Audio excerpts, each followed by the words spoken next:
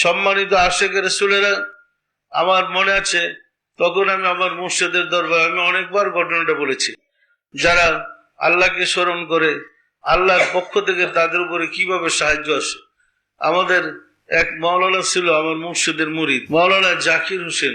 উনি একটা মাদ্রাসার প্রিন্সিপাল ছিলেন। একদিন উনি দরবার শরীফে আসতেছিলেন, কিছু আম নিয়ে দরবার আসতেছে, গুড়ি গুড়ি বৃষ্টি। রাস্তায় একটা দরবার এসে অন্ধকার রাত্র হয়ে গেছে, সে রাত্রি যাপন করতেছিলেন ওই দরবারে।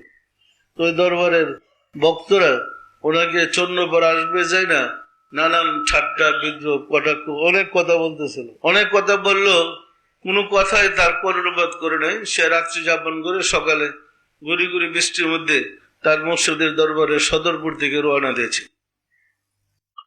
রাস্তা দিয়ে হেঁটে আসতেছে, তখন গুড়ি গুড়ি বৃষ্টি।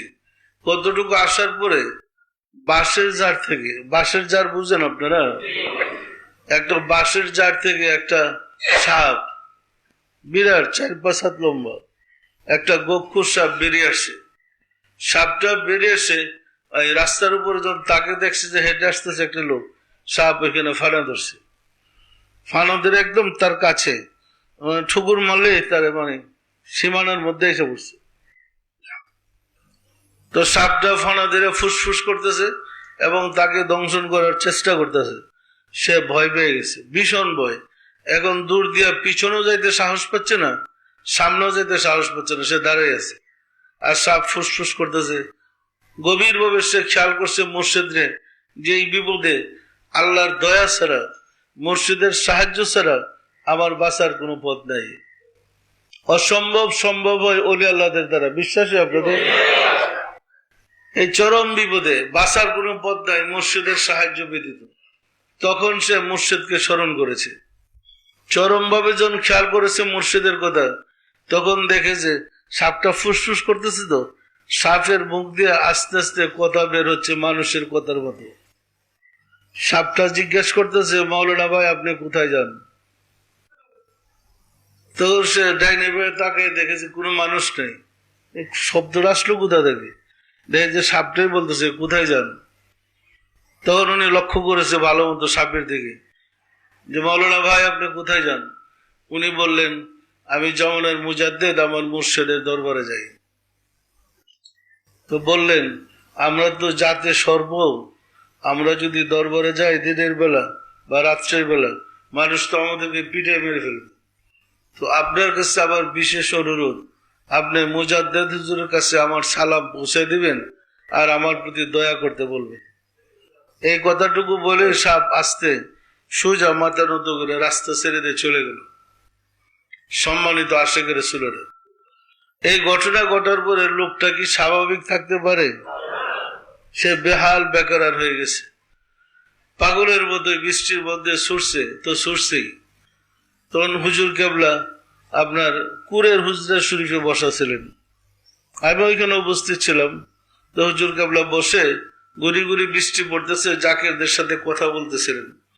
এমন সময় ওই মৌলানা সাহেব চিৎকার দিয়ে গিয়া ওই হুজরা শরীফে পড়ে এমন ভাবে কদম পাকে জড়ায় ধরেছে যে কদম মুবারক ভেঙে ফেলার উপক্রম।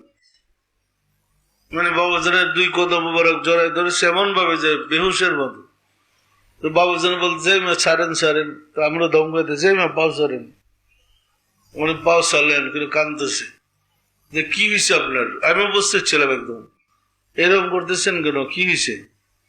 তো বলল যে আমরা মানুষ হয়ে মুর্শিদকে চিনলাম না, কিন্তু গফুর সাহেব মুর্শিদকে চিনতে পেরেছে। তো আমরা কথাটা বুঝতে পারতেছিলাম না যে কি ঘটনা, বুঝাই বলেন কি হয়েছে। তখন মাওলানা সাহেব বলতেছিলেন যে রাস্তার মধ্যে একটা গফুর সাহেব আমাকে দংশন করার জন্য ফুসফুস শব্দ করতেছিল। এরপরে আমি যখন খেয়াল করলাম, তখন সাপটা আমাকে এই কথা বললেন যে মুজাদ্দেদ হুজুরের কাছে আমার সালাম পৌঁছে দিবেন আর আমার জন্য দয়া করতে বলবেন। বিশ্বাস হয় আপনাদের? আপনি যদি আপনার কলবটাকে সক্রিয় করতে পারেন,